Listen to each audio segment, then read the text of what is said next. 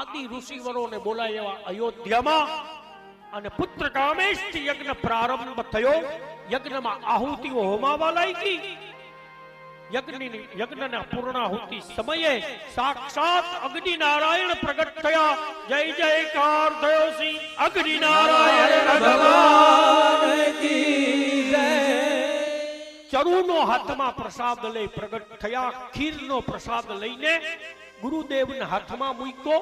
કહ્યું કે તમારા રાજાને ખવડાવી કેજો કે એની રાણીઓને ખવડાવી દે.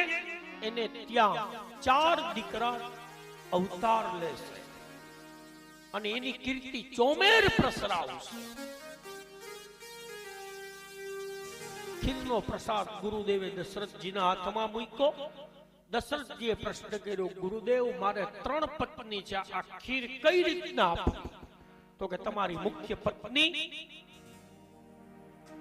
કૌશલ્યા છે, એને અડધો ભાગ આપો.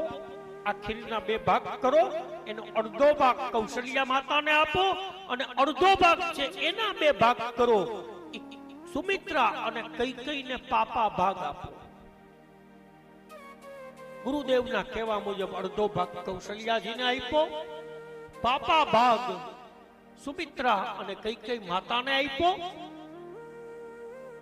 અને 3 રાણીઓ પ્રસાદ ગ્રહણ કરવા માટે તૈયાર થયા. પણ કૈકેયી માતાનું મન થોડુંક દુભાણું. એને એમ થયું કે કૌશલ્યાને અડધો ભાગ આપ્યો, મને પા ભાગ જ આપ્યો. એવું મનમાં એને દુભાતું હતું મન. એમાં પ્રસાદ હાથમાં હતો અને આકાશ માર્ગમાં એક સમડી ઉડતી ઉડતી આવી અને એ સમડી ચરુનો પ્રસાદ લઈને ઉડી ગઈ. એ સમડી ઉડતી ઉડતી અંજન પર્વત ઉપર માતા અંજની પંચાક્ષર મંત્રનો જપ કરતા હતા. ઓમ નમઃ શિવાય, ઓમ નમઃ શિવાય.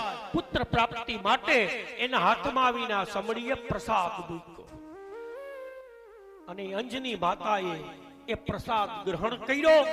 અને સમયકાલ જતા સાક્ષાત રામચંદ્રજીના પરમ ભક્ત એવા હનુમાનજી મહારાજ નું અવતરણ થયું. શ્રી હનુમાનજી મહારાજ કી જય. હનુમાનજી મહારાજ પ્રગટ થયા. ભગવાન રામના પરમ ભક્ત